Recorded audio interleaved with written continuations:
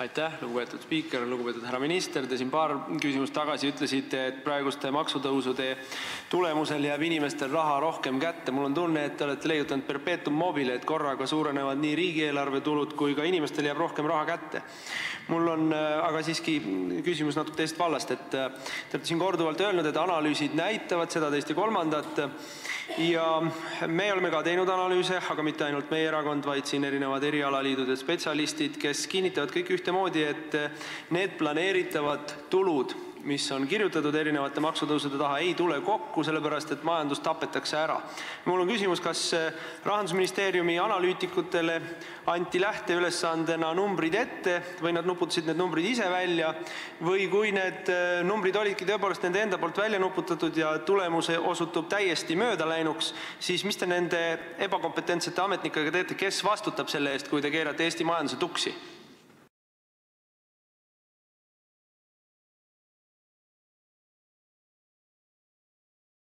Lugupeetud spiiker, lugupeetud kolleegid, kuulsime väga põhjalikke selgitusi nii ministrilt kui komisjoni esimehelt, aga tegelikult me ei kuulnud ühtegi head põhjust selle seaduse poolt hääletada. Me kuulsime saalist tervet rida küsimusi, mis tegelikku vastust ei saanud. Ja probleem on väga lihtne. Meil ei olegi ühtegi mõistlikku loogilist põhjendust selleks, miks teha seda.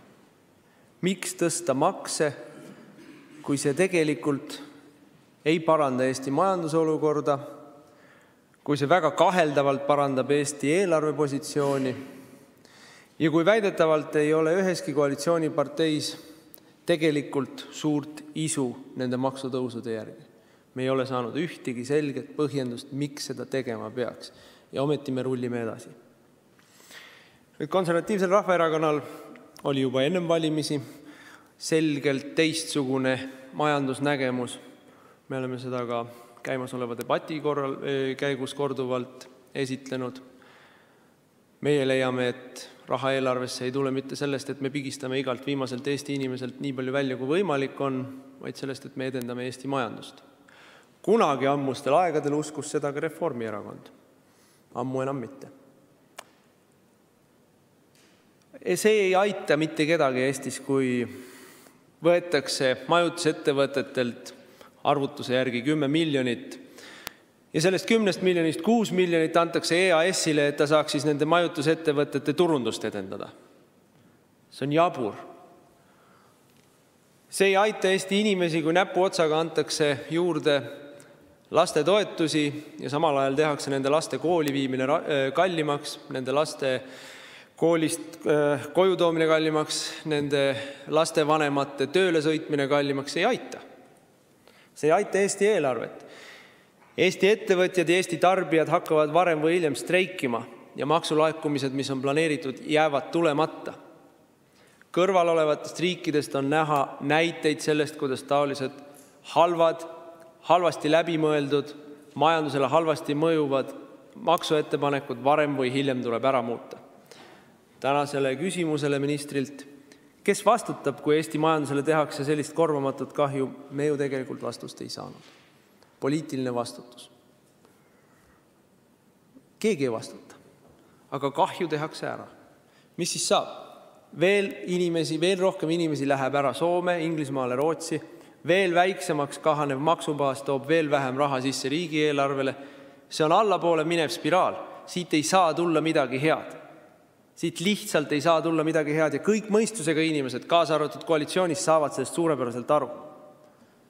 Vaikselt noogutavad, aga teevad nii, nagu partei käsib. Ja mul on lihtsalt arusaamatu, miks partei käsib seda? Milleks see vajalik on Eestile? See on asja üks külg. See on asja selline ratsionaalne külg, et kui me tahame Eesti eelarvet edendada, Eesti majandust edendada, siis kõik see, mida praegu on välja pakutud, on halb ja vale. Asjal on olemas ka teine külg ja see on ühiskondliku kokkuleppe küsimus.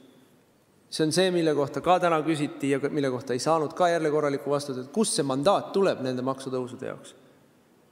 Millal küsiti luba, millal anti selgitusi, et jah, me tahame lastetoetusi tõsta ja me võtame raha siit ja siit. Või meil on plaanis ümber mängida makse sellises ulatuses. Ei hingatud ka, vastupidi. väga vihaselt eitati selliseid süüdistusi teiste erakondade poolt, et kui te niisugusi suurepäraseid jõuluvana mänge hakkate pärast valimisi mängima, siis kust te raha võtate?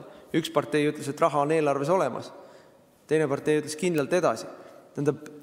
Kindlalt edasi võib igatpidi mõista, aga igal juhul ei saa seda mõista niimoodi, et pärast valimisi hakatakse radikaalselt ümber tegema Eesti maksusüsteemi. See on kohe kindlasti mitte stabiilsel kursil jätkamine. Hoolimata väga tugevast kriitikast ühiskonnas. Hoolimata sellest, et formaalselt kaasati tervet hulka gruppe, kellega siis nii-öelda konsulteeriti ja kusjuures me küsisime ka Rahandusministeeriumilt, kui palju anti aega siis nendele huvigruppidele oma seisukohtade andmiseks. Reeglina oli see aeg nädala aega. Tuleb tänulik olla väheste headegi asjade üle, et parlamendile ei anta sedagi aega. Ei ole mitte ühtegi huvigruppi, kes oleks toetanud selgelt või ühemõtteliselt neid ettepanekuid. Mitte ühtegi. See on puhas formaalsus. Mingit kaasamist ei ole toimunud. Mitte mingit kaasamist ei ole toimunud. Lihtsalt tõmmatakse linnukesi kirja. Ma arvan, et iseenesest muidugi me peaksime olema tänulikud ka tänase debati üle. Kujutagem ette, mismoodi see oleks välja näinud, kui siin oleks olnud rahandusminister, kelleks oleks olnud näiteks mõni Reformierakonna aseesimees. Kas me siis oleks saanud paremaid või vähem paremaid vastuseid, ma väga kahtlen, et see debatt oleks nii sõbralik olnud igatahes. Nii või teisiti, kui valitsuskoalitsioon igasugusele tervele mõistusele vastaselt ajab poliitikat kinnisilmi, paindumatult ja kangekaelselt, rikkudes häid tavasid ja elementaarset demokraatia korda, siis ta ei jäta opositsioonile ju kuigi palju muid valikuid, kui ka vastu punnida. Eks me punnime. Tänan.